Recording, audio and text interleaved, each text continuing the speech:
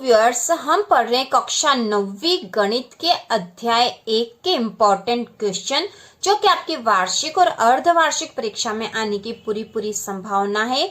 तो इनमें आज हम करेंगे सरल कीजिए वाले प्रश्न। इसमें पहला है 2 की घात 2/3, 2 की घात 1/5। तो इस प्रश्न को जो हम हल करेंगे यहाँ पर, और यहाँ जो सूत्र लगेगा वह भी हम देखेंगे।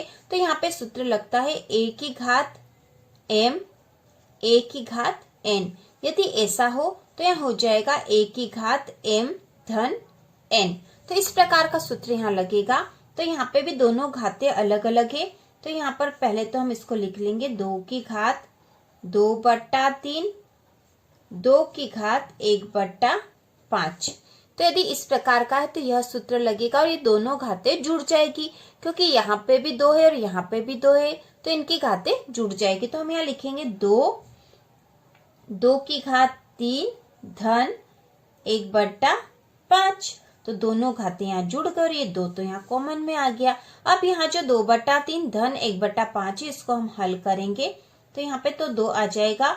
यहाँ पे ये दोनों जो संख्या है, इनके हर जो है दोनों के असमान है। तो यहाँ एलसीएम हम ले लेंगे।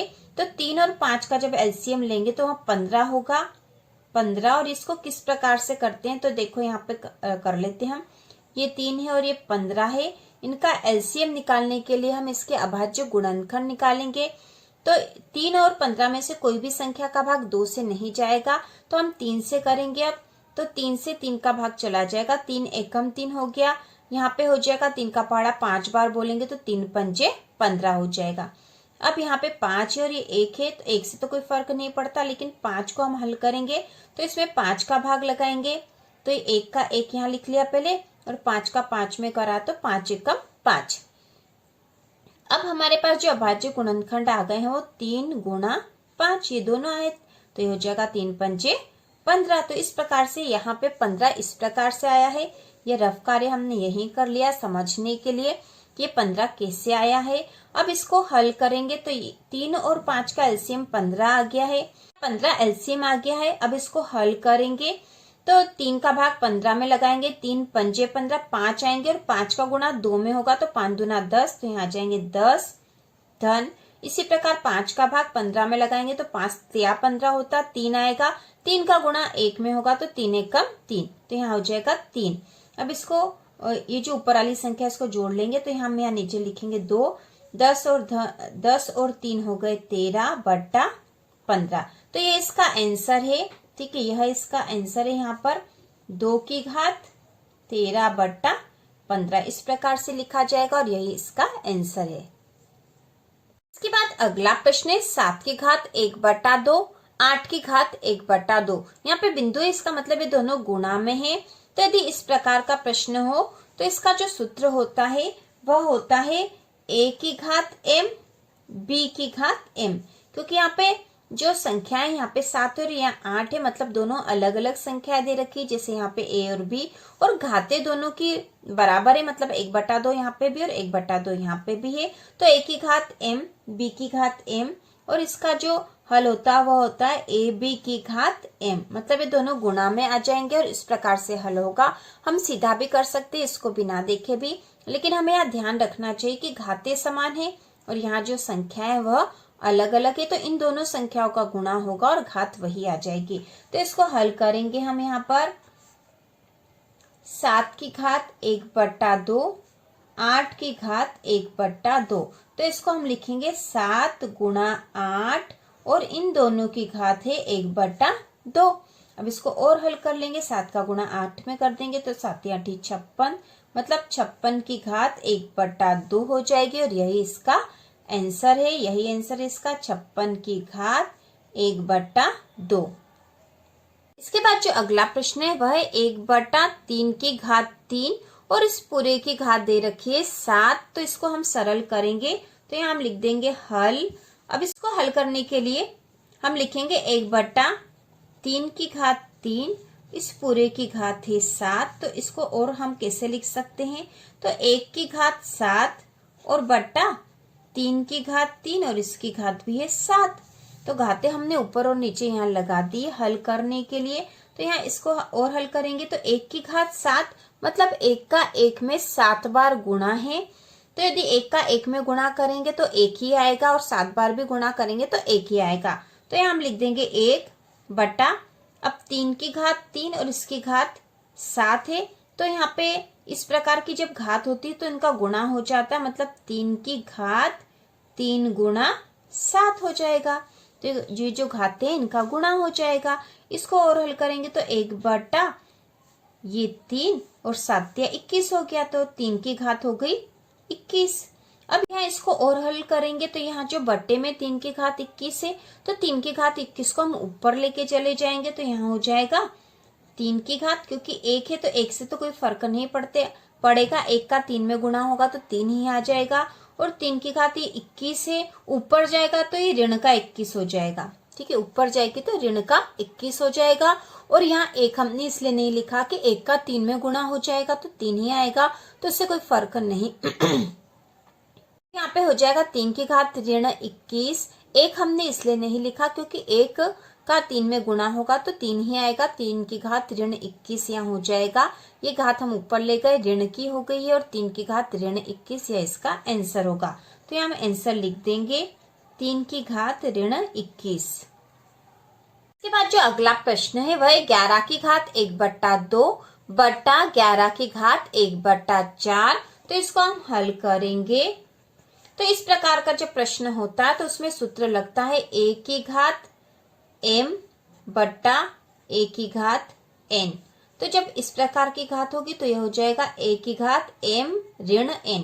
घाते यहाँ पे ऋण में आ जाएगी क्योंकि यहाँ जो ऊपर नीचे वह संख्या तो समान ही है, जैसे यहाँ पे भी 11 है और नीचे भी 11 है और इनकी घातें 1/2 और यहाँ 1/4 है। तो हम इसको इसी तरह से हल करेंगे। तो ये है 11 की घात 1/2 बट्टा 11 की घात 1/4। तो ये हो जाएगा 11 की घात 1/2 ऋण 1/4। तो 11 की घातें हो गई 1/2 ऋण 1/4। यहाँ पे भी 11 है, यहाँ पे भी 11, इसलिए 11 ही कॉमन आएगा। ये ऊपर जाएगा तो यहाँ जो घात है ऋण की हो जाएगी, इसलिए हो जाएगी ऋण 1/4। अब इसको हल कर लेंगे। तो इसको हल करने के लिए हम 2 और 4 का एलसीएम निकालेंगे तो ही ये हल होगा। तो 2 और 4 का एलसीएम जब निकालेंगे तो हमने अभी निकाला था उसी विधि से निकालेंगे। 2 और 4 का एलसीएम निकालने के लिए इनका अभाज्य गुणनखंड निकालेंगे। तो इसको पहले 2 से भाग लगाएंगे, 2 एकम 2 और 4 का भी भाग चला जाएगा 2 में और 4 में भी भाग चला जाएगा 2 का, तो 2 दूनी 4 हो जाएगा। अब फिर 2 से कर देंगे तो ये 1 तो ऐसा ही हो जाएगा और 2 एकम 2, तो ये हो गए हैं 2 गुणा 2 बराबर 4। मतलब इसका जो एलसीएम आएगा वो होगा 4। तो यहाँ हम लिखेंगे 11 की घात, यहाँ पे एलसीएम आ गया है 4। अब 2 का पहाड़ा बोलेंगे हम कि 4 आ जाए उसमें, तो 2 दूनी 4, 2 बार बोलेंगे तो 4 आएगा, तो 2 आया। 2 का 1 में गुणा होगा तो 2 एकम 2 हो जाएगा। ये ऋण का चिन्ह ऐसे ही आ जाएगा। अब 4 का भाग 4 में लगाएंगे तो 1 ही बार जाएगा, 4 एकम 4। उस 1 का गुणा ऊपर वाले 1 में होगा तो 1 का गुणा 1 में होगा तो 1 ही आएगा, तो यहाँ 1 हो जाएगा। अब इसको और हल कर लेंगे तो 11 की घात 2 में से 1 गया तो बच्चा 1 बट्टे में 4 है ही से, तो 11 की घात 1/4 आ गया है आंसर हमारे पास। और यही हमारा आंसर है 11 की घात 1/4। इसके बाद अगला प्रश्न है 7 की घात 1/5 बटे 7 की घात 1/3। तो इसे भी हम ऊपर वाली विधि से ही हल करेंगे। तो यहाँ पर हम लिखेंगे सबसे पहले हल 7 की घात 1/5 बटा 7 की घात 1/3। तो ऊपर भी 7 है और नीचे भी 7 है, मतलब इनकी घातों का घटा हो जाएगा। ये जो घात है ऊपर चली जाएगी तो ऋण की हो जाएगी और ये 7 तो कॉमन ही हो जाएगा। तो यहाँ पे हो जाएगा 7 इसकी घात 1/5 ऋण 1/3। ठीक है, अब हम 7 वापस से नहीं लिखेंगे, जैसा कि हमने ऊपर सूत्र में देखा था कि यदि a की घात m बट्टा a की घात n होगी तो वहां पे हो जाएगा a की घात m ऋण n। तो यही हमने करा है, यहाँ पे घात जो है ऊपर लेके उसको ऋण में लेके चले गए हम। तो अब यहाँ 5 और यहाँ 3 है तो इनका एलसीएम निकालना पड़ेगा। तो यहाँ हो जाएगा 7। अब 5 और 3 का एलसीएम हम यहाँ निकाल लेंगे। ठीक है, ये 5 है और ये 3, इसका एलसीएम निकालेंगे तो सबसे पहले हम 2 से भाग लगाते हैं, एलसीएम निकालते हैं, लेकिन यहाँ 2 से भाग नहीं जाएगा, इसलिए हम 3 से करेंगे तो 5 का 5 और यहाँ पे 3 एकम 3 हो जाएगा।